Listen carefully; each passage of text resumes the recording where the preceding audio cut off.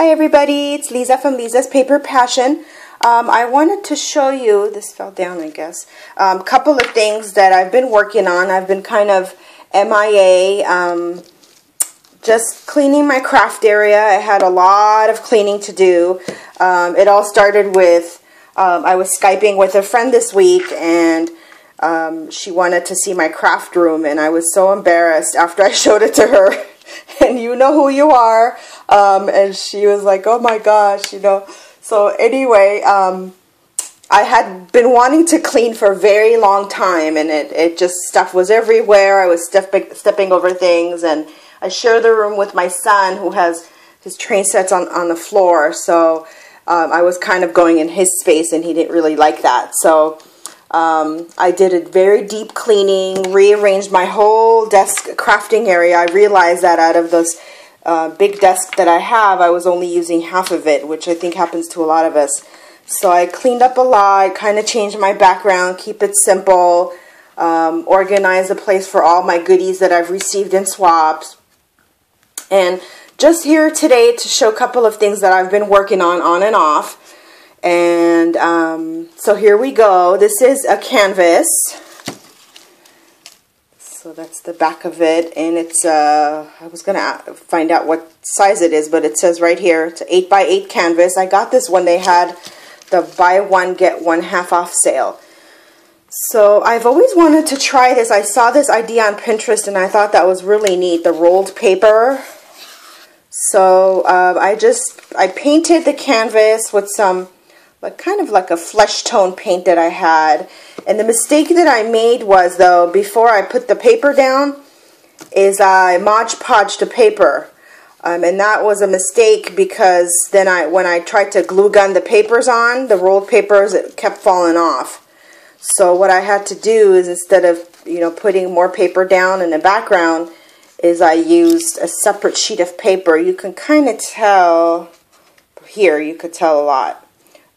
That I used another piece of paper to glue down these rolled papers onto it. And I cut myself yesterday, so I have a little band-aid. Yesterday I had an Angry Birds band-aid, so I changed it.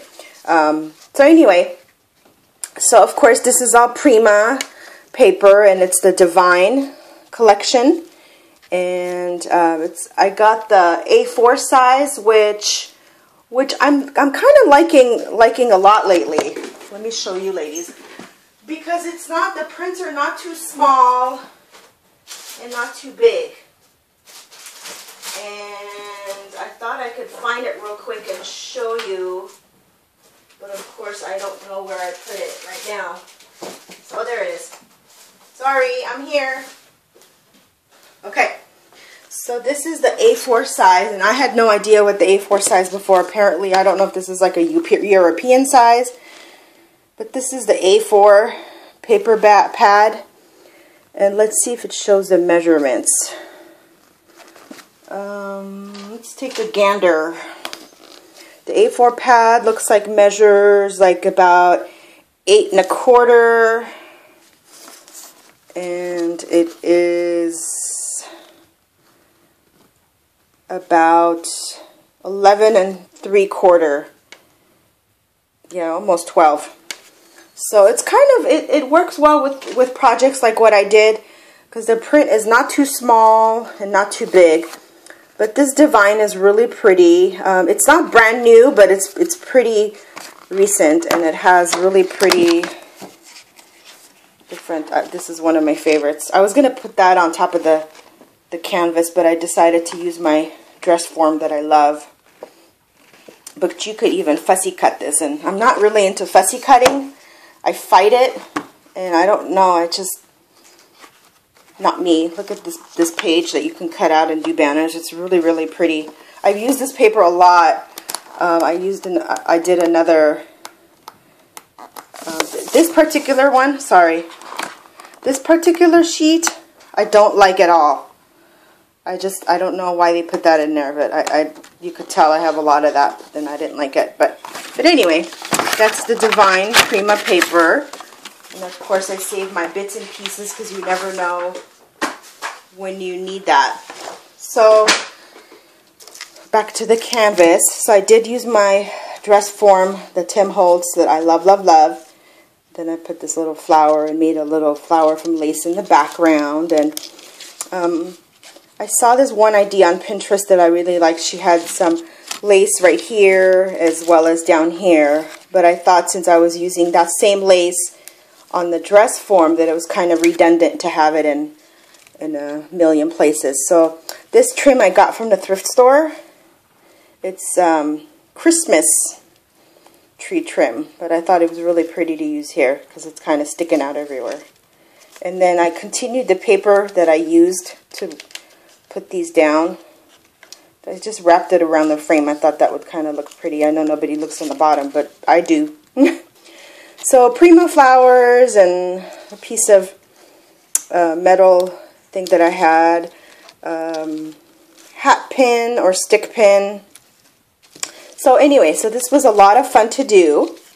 The next thing that I've been working on is this dress form. And I know you can't really tell, so I'm going to lift this up. And I was trying to remember if I had already shown you guys this, and I don't think I have. But anyway, if I have, I'm sorry for the duplication. But this was really fun to work on. I bought this from, let's see, Ross. So I thought it was Marshall's, but I guess it was Ross. And I covered it with some, decoupaged it with some paper and just kind of dressed her up a little bit with some laces that I had. I didn't want to make it too see-through.